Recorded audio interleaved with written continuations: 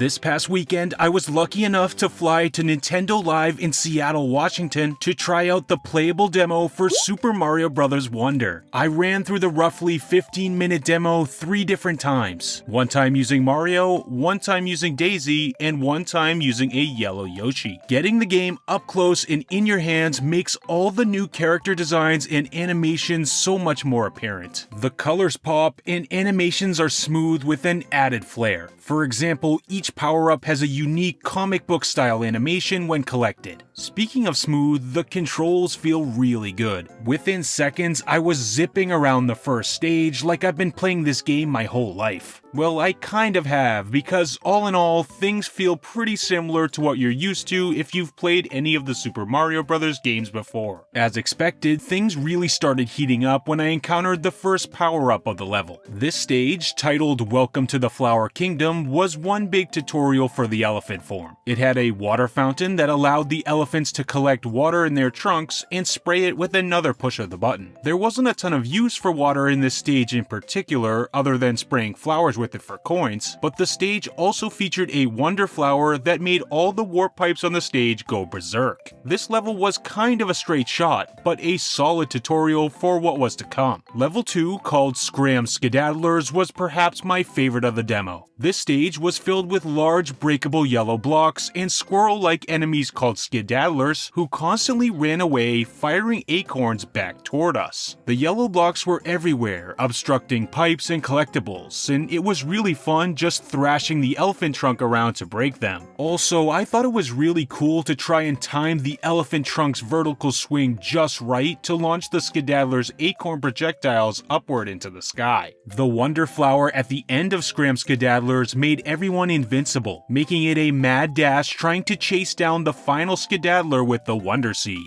After completing the first 2 stages, the demo led us to an open area where the map becomes freely explorable, and we're able to choose which of the 3 available stages we'd like to complete next. One of the stages was unlike the others though. A unique feature to this game, a badge challenge. This was the Wall Climb Jump Badge Challenge, and it was a mini challenge course testing your skill with the new ability granted from a badge. It's sort of reminiscent of the treasure roads and unique power-up centric challenges in the last couple Kirby games. Completing the challenge grants you the badge to keep and equip on the badge screen. This one in particular was a series of blocks that required the use of the vertical wall climb ability to scale. Picture wall jumping like you normally would in a Mario game, except instead of jumping in the opposite direction of the wall, your character jumps slightly upward instead. I didn't find this badge all that useful, especially since the next few stages were much more focused on new enemies and power-ups. The stage Bull Rush coming through revolved around the stampeding enemies we saw from the trailers, using their charge to help break through otherwise unbreakable blocks. Actually, in playing this stage 2 different times, I experienced 2 different endings, something pretty out of the ordinary for a 2D Mario game. The first time, I didn't find the Wonder Flower in the stage, and ended up reaching the flagpole as normal without a bull stampede. However, the second time I played it, we collected the Wonder Flower, which caused the herd of them to charge forward while we rode on top, past the flagpole and toward a secret Wonder Seed. Multiple endings is just another example of how Wonder encourages us to play stages multiple times, seemingly a big theme from this game's development. Aside from a short piranha plant ousting mini challenge, the final course of the demo was called Jewel Block Cave. The Nintendo representative I was talking to explained that it was the hardest course of the demo with a 3-star difficulty. First of all, this one was the most visually striking, putting a bit of a different spin on the shimmering caves we saw in New Super Mario Bros. U. The main goal of this stage was to introduce the drill power-up, something I was very pleased we got to experience in the demo. The stage was a cave, so it had a floor and a ceiling. Drill was useful on both. There were a bunch of secrets and passages blocked by jewel blocks, which were only breakable using drill or by ground pounding on them. I really liked using drill to bypass obstacles by going underground, and jumping up and drilling into the ceiling to traverse the stage that way. The the time I took the crouching high jump badge to this stage, it paired really nicely with drill. Using the Mario 2 style crouch jump was extremely useful for getting the height needed to drill into the ceiling of the stage. As per usual, a Wonder Flower ended the level, this time requiring us to evade a giant conch coming down from above, crashing through jewel blocks until we reach the final Wonder Seed. If these levels are a sign of things to come, then we are in for a treat. Obviously, this was a demo build of the game, so not everything was available, and we only had a small selection of beginner-friendly levels to choose from, but I had a blast. In my 45 minutes of hands-on gameplay, I got to know all the stages pretty well, and played around a good amount with all power-ups and badges. Aside from Elephant and Drill, the classic Fire Flower also made an appearance in the Bull Rush stage. And as for badges, there was a small selection to choose from. Players make their selection as they wait for the stage to load. In this demo build, power-ups would very frequently spawn, so players would have ample chances to experience the new Elephant and Drill forms. This meant there were a lot of extra power-ups to collect, but they didn't all go to waste. I was talking a bit with the group of people I played the game with, and we were all very pleased with being able to hold power-ups in tow using the item balloon. You store extra power-ups, and then hold down A to summon them when you need them. We found ourselves using it quite a bit in the demo, and it's definitely something I see coming in handy in the main game. As for badges, the main one on for default was the parachute cap, which is triggered by pressing and holding down ZR. As with many of the badges, I didn't find myself using the ability all that much, likely due to the straightforward nature of these stages and their heavy focus on other mechanics. In terms of playable character differences, there was absolutely none between Mario and Daisy. In fact, every character plays exactly the same, other than Yoshi and Nabbit, both of whom don't take damage but also can't use power-ups. As Daisy, there were times when I half expected to have the mid-air float Peach has in Super Mario Bros. 2, but nope, just a normal jump. My time playing as Yoshi was considerably less interesting than the other two characters. Yoshi had his classic flutter jump and ability to swallow things with his tongue. Other players can even hitch a ride on his back when you're playing with a group, but at least for this demo, I was far more interested in trying out the new power-ups than anything Yoshi had to offer. It was still a fun experience playing as him, but in this case, the power-ups won out, especially because most of the levels were designed around those abilities. I was sold on Super Mario Bros. Wonder from the initial reveal. Then the recent dedicated direct made me doubly as sold. But I have to say now, playing it at Nintendo Live has made me ravenous. I am going to devour this game on October 20th, and I can hardly wait. I hope you enjoyed my early impressions of Super Mario Bros. Wonder, and I'd love to know what you think in the comments section down below. Also, a huge thank you to Nintendo for putting on this amazing event, and I'm so happy I was able to make it. If you're counting down the days until Super Mario Bros. Wonder like I am, then stick around on this channel for more Nintendo content while we wait. Thank you as always for watching.